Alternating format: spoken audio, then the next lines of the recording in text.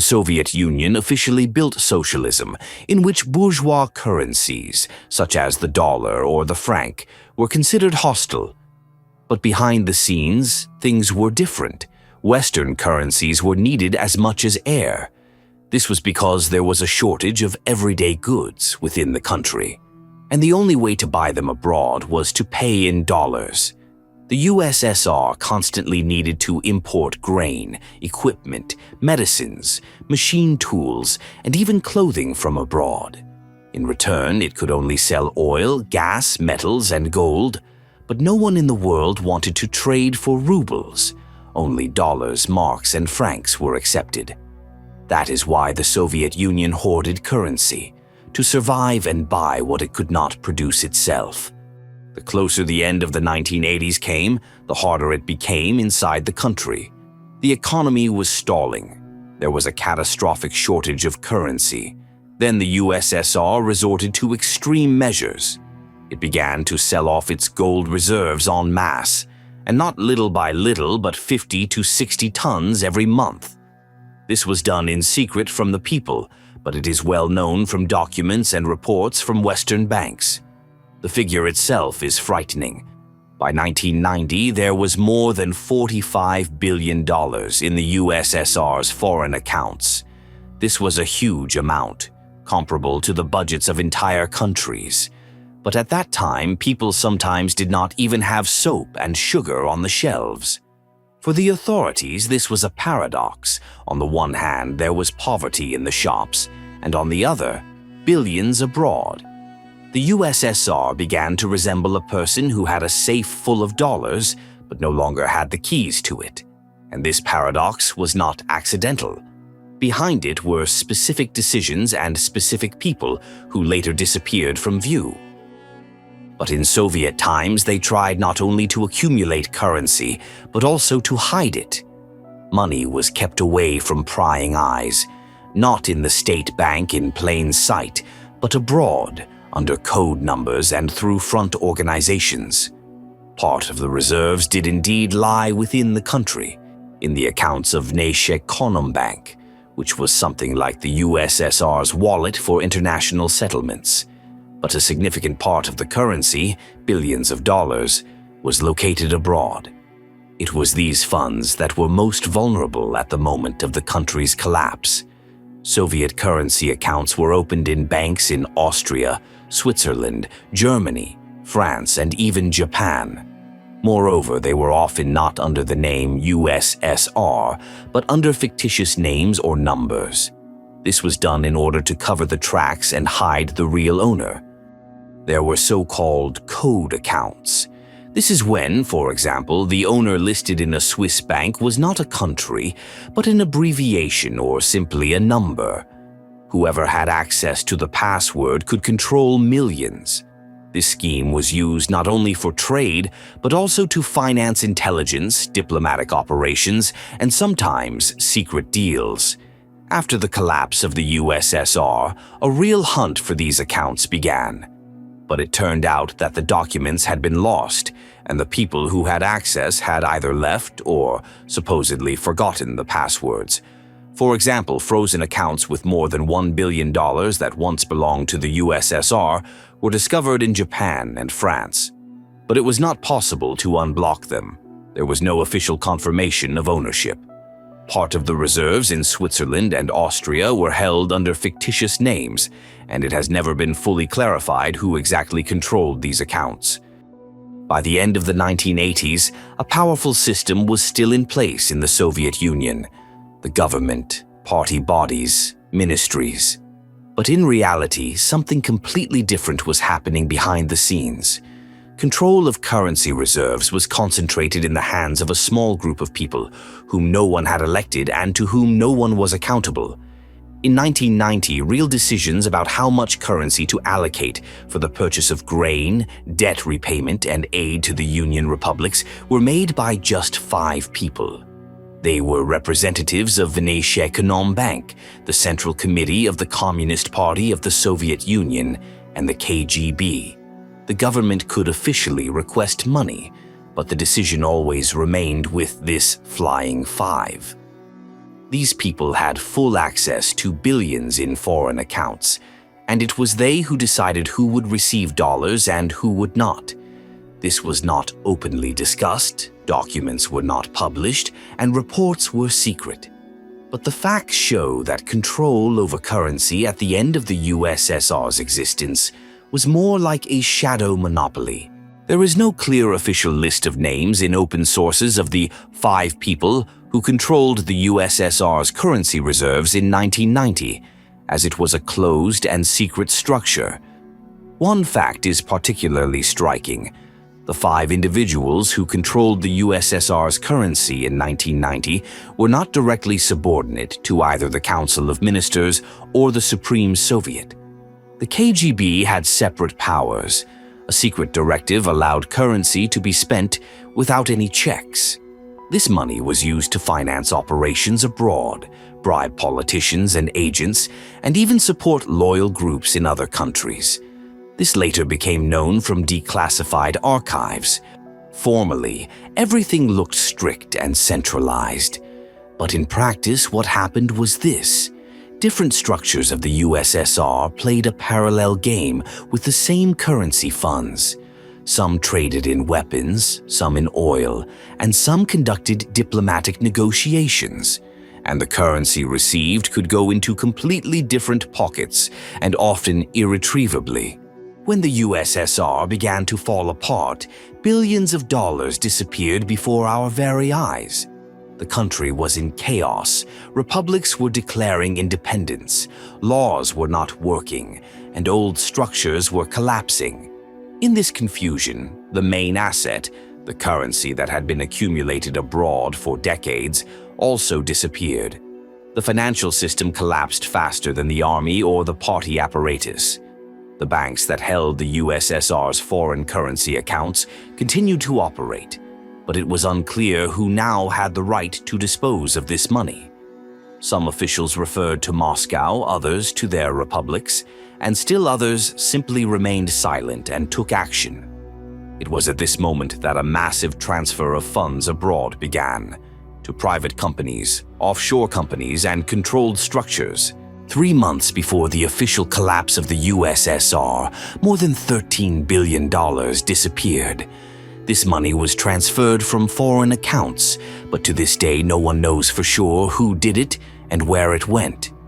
None of the former republics received these funds. The disappearance is shrouded in mystery, and the documents have either been destroyed or remain classified to this day. In 1992, when closed meetings were held between Russia, Ukraine, and Belarus, the so-called Belovezhskaya Agreement, the agenda included not only the question how to divide the country, but also where to put the remaining currency reserves of the USSR. This was discussed in a small circle, without the participation of Parliament, without public statements, and even more so, without the knowledge of the people.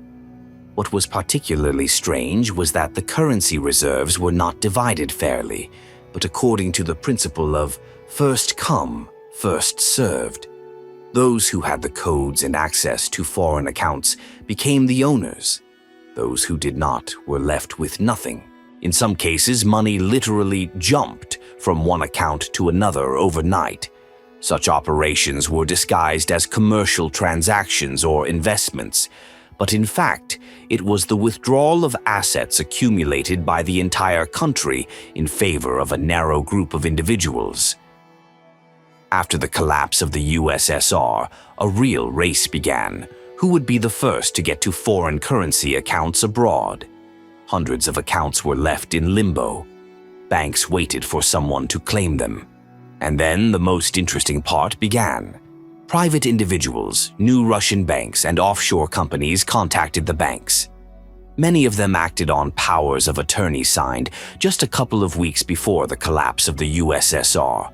There were also those who simply came with an account number and access code, and that was enough to take millions. In 1993, $170 million belonging to the USSR disappeared from a Swiss bank. These were funds that had been accumulated since the 1970s. The bank has still not disclosed the name of the person who withdrew them. All that is known is that the transaction was carried out according to the documents and no claims are being accepted. Particularly large sums were kept in Germany. More than $1 billion, which had previously been used to pay for goods and technical contracts, was transferred to the accounts of companies linked to former Soviet officials. These companies were registered in Europe a few months before the collapse of the USSR and immediately began to master the currency. It was during this period that mass privatization began, not only of factories, but also of foreign economic assets. Many companies that had accounts abroad suddenly became joint stock companies and transferred currency to themselves. Some of this money remained in foreign accounts, but under new names. The schemes had been worked out in advance. Right before the collapse of the USSR, companies were set up abroad, in London, Cyprus, and Switzerland. These firms were registered by former employees of Soviet financial and foreign trade structures. They were supposed to store or manage the currency. In reality, they simply transferred the money into private hands. Between 1991 and 1994, over 200 companies were registered in London through which currency flows from the USSR passed. These were legally sound schemes, contracts between companies and banks, signatures, seals. However, there were no obligations to return the money to the state budget. One of the former heads of Nesce Conum Bank bought a villa in Italy for $18 million, just a month after a large transfer from an old Soviet account. Officially, he explained this as personal savings. It was already impossible to verify this. Some participants in these schemes later became major bankers, ministers, and even members of parliament. They legalized their capital by investing it in Russian and foreign enterprises. Formally, there is nothing wrong with this. Everything is done in accordance with the laws of the new era. But the origin of this money is from those very currency reserves of the USSR.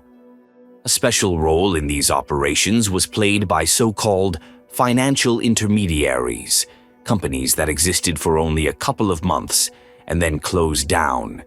Tens of millions passed through them. Today, all that remains of these firms are lines in the registration registers and rare traces in investigations. Once it became clear that the USSR's currency reserves were disappearing, Russia tried to recover at least some of the lost funds. Negotiations with foreign banks began, appeals were made to the courts, and diplomatic efforts were made. But everything turned out to be much more complicated than it seemed at first glance. At first, confusion got in the way. It was unclear who now owned the Soviet money, Russia as the successor state, or the republics, which also claimed their share. While they argued, the accounts continued to be zeroed out. Then came the legal difficulties. In many countries where the USSR's money was stored, banks demanded proof of ownership. Who had the right to withdraw this money? There were few documents. Often there were simply no signatures, powers of attorney, or seals left. Those who had prepared forged documents in advance or acted through their own people took advantage of this. Russia still filed more than 10 lawsuits in international courts, demanding the return of currency that was officially registered to the USSR. But of all these cases, only one ended in a partial return of funds. The rest were either lost or hung up for decades. The most high-profile case occurred in 1994. At that time, an account worth $500 million belonging to the USSR was discovered in one of Geneva's banks. The money had been sitting there since the 1980s and had not been touched by anyone. But when Russia tried to access it, the bank refused. The reason was that there was allegedly an error in the customer's date of birth on the card, and therefore the bank could not recognize ownership. The money remained in the account, but access to it was lost. Some experts claim that billions of dollars are still hanging in various banks abroad. But no one can prove that they belonged to the USSR. This is because, at the time of the country's collapse, Financial affairs were conducted in the old-fashioned way. Some records were kept in paper archives, and some were kept in the minds of specific individuals.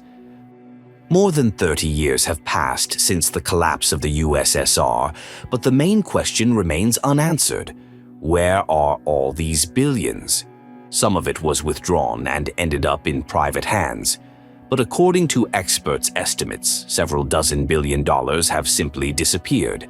They have not surfaced in any cases, investigations, or reports. Some experts believe that the USSR's money is still sitting in closed accounts that were opened under code numbers.